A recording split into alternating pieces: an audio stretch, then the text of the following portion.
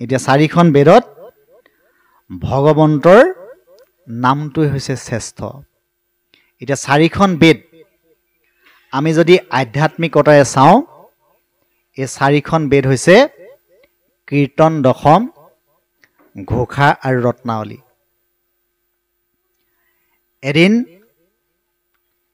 মাধৱ পুৰুষে শংকৰ গুৰুক সুধিছিল যে গুৰুজন, তুমি ইয়াৰ পৰা যোৱাৰ পাছত এই গুৰু বস্তু কাক দি থৈ যাবা?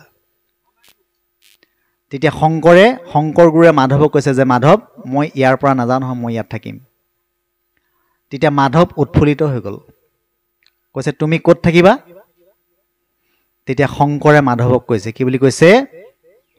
এই শুনিও মাধৱ মোৰ থাকিবাৰ থান, কীৰ্তন দশম মোৰ মূৰ্তিৰ সমান। যে মই ক'ত থাকিম? য'ত কীৰ্তন আৰু দশম থাকিব, মই তাতে মূৰ্তি মন্ত্ৰ হৈ থাকিম। আৰু মাধৱ তুমিও থাকিব লাগিব। তুমি ক'ত থাকিবা? এই ঘোষা নামে শাস্ত্ৰ খানি তুমিও লিখিবা, ঘোষা ৰত্নাৱলী মধ্যে তুমিও থাকিবা। আৰু কি? ঘোষা ৰত্নাৱলী তুমি লিখিবা, ঘোষা ৰত্নাৱলী যেতিয়ালৈকে থাকে মাধৱ তুমিও থাকিবা। এতিয়া চাৰিখন বেদৰ পৰা ব্ৰহ্মাই চাৰিখন বেদ তিনিবাৰ পঢ়ি ইয়াৰ পৰা সাৰ তত্ত্বটো উদ্ধাৰ কৰি লৈ আহিছে। আৰু চাৰিখন বেদৰ পৰা নাৰায়ণ চাৰিটা আখৰ আনি পেলাই নাৰায়ণৰ বাণীটো থৈছেহি। এতিয়া চাৰিখন বেদৰ নাৰায়ণ এই চাৰিখন বেদটো চাবচোন। এতিয়া প্ৰথমতে কৈছে নাপদে ঋগ বেদ ৰত্নাৱলী জ্ঞান,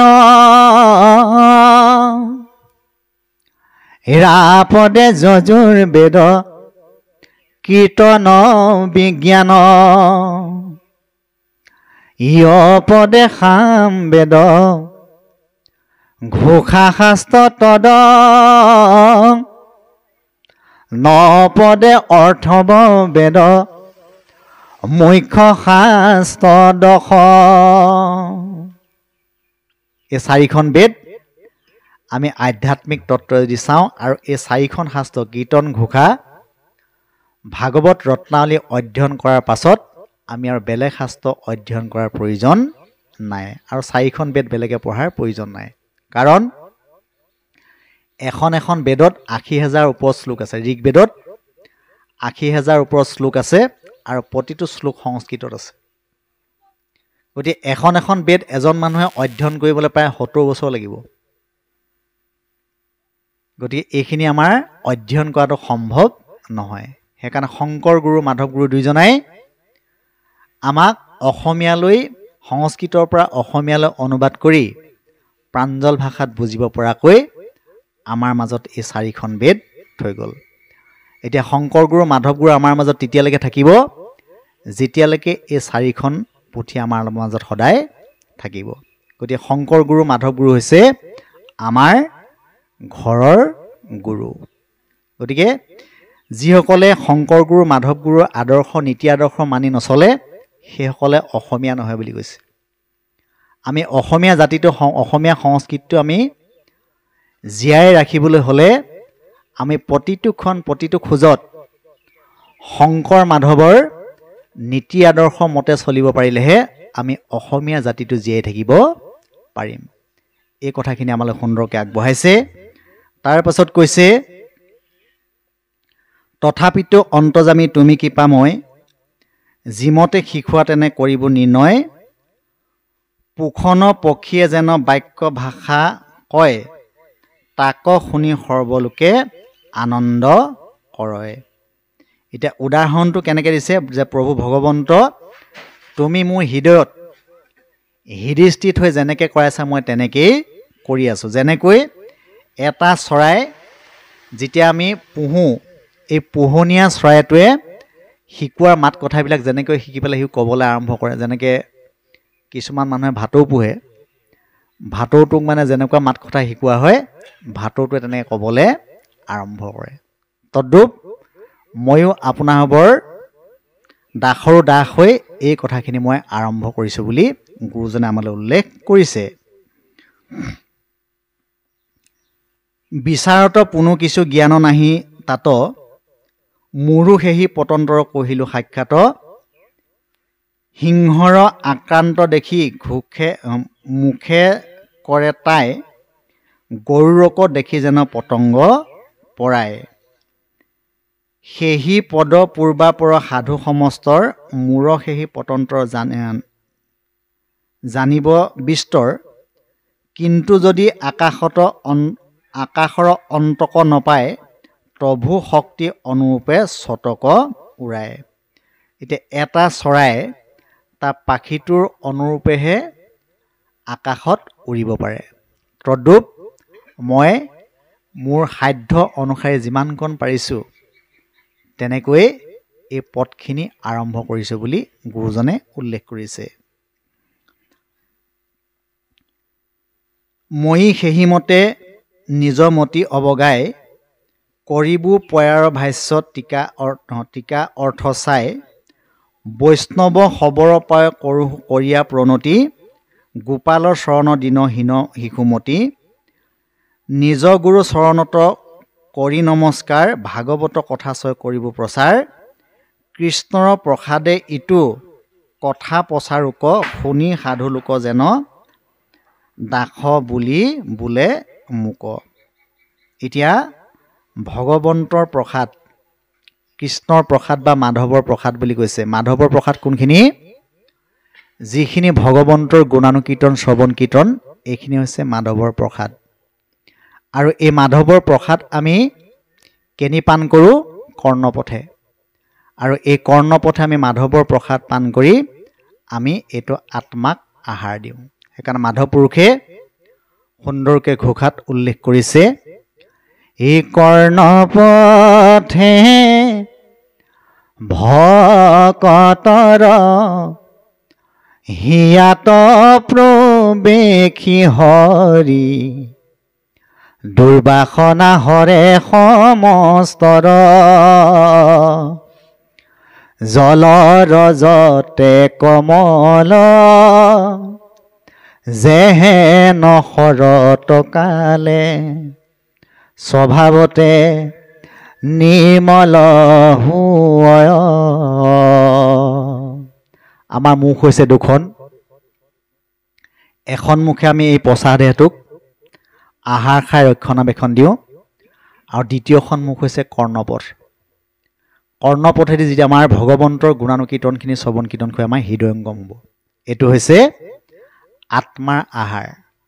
এতিয়া আমি কি আহাৰ খাই আছোঁ? এই হৈছে আত্মাৰ আহাৰ।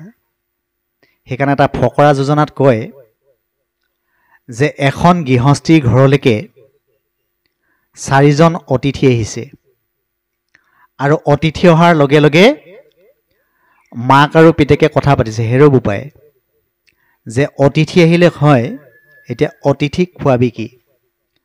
নিজৰ ঘৰত খাবলৈকে চাউল নাই, গতিকে অতিথি খেদাৰ কিবা এটা উপায় কৰ।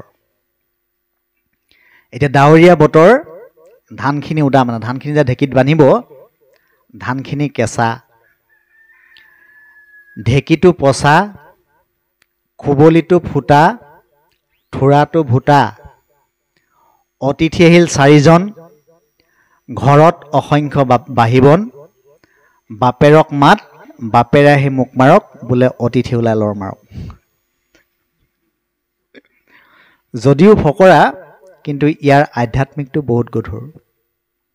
ঢেঁকীটো পচা মানে হৈছে আমাৰ দেহাটো পচা, খুবলিটো ফুটা, আমি যদিও ইয়াত ভগৱন্তৰ কথা শুনি আছোঁ, বহুতো কিন্তু গৈ ঘৰ নাপায়। থোৰাটো ভুটা, বহুতে ভাগৱততে বহি আছে, মনটো গৈ ঘৰৰ বিভিন্ন কামত লাগি থাকে। অতিথি আহিল 4জন, আমাৰ দেহগৃহখনত মুখ্য 4জন অতিথি আছে। এই মুখ্য 4জন অতিথি হৈছে কাম, ক্ৰোধ, লোভ, মোহ। এই 4জন অতিথি আমাৰ দেহগৃহখনৰ মুখ্য অতিথি। ঘৰত অসংখ্য বাহিবন, এই বাহিবনবিলাক হৈছে হিংসা, ঈৰ্ষা, কুৰচুত, কপট, দম্ভ, দেশ, অহংকাৰ, তিৰস্কাৰ। এইখিনি হৈছে অসংখ্য বাহিবন। বাপেৰক মাত, বাপেৰ মানে হৈছে ঈশ্বৰ। বাপেৰে আহি মুখ মাৰক। যেতিয়া কৰ্ণপথে ভগৱন্তৰ কথাবিলাক হৃদয়ংগম হ'ব, হোৱাৰ লগে লগে এইখিনি ওলাই আৰু লৰ মাৰিব। সেইকাৰণে কৈছে কুকুৰে কৰিলে বিয়া, বাঘৰ জীয়াৰী, দৰিয়া ভালুক গৈলা ঘৰ বাৰী এৰি। এতিয়া কুকুৰ মানে হৈছে জীৱ।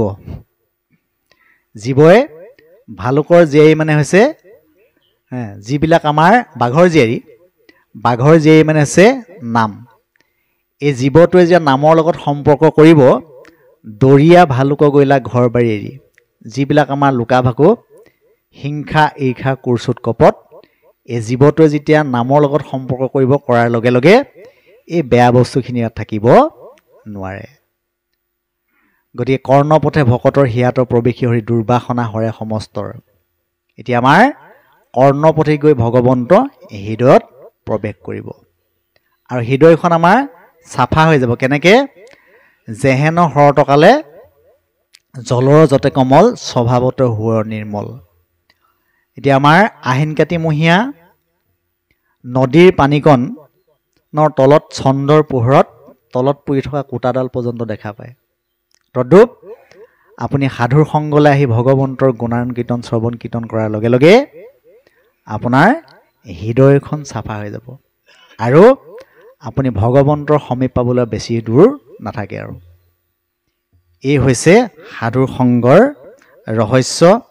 আৰু এই কথাখিনি বিদুৰ আৰু উদ্ধৱৰ মাজত এই সংলাপখিনি আৰম্ভ হৈছে। কৃষ্ণ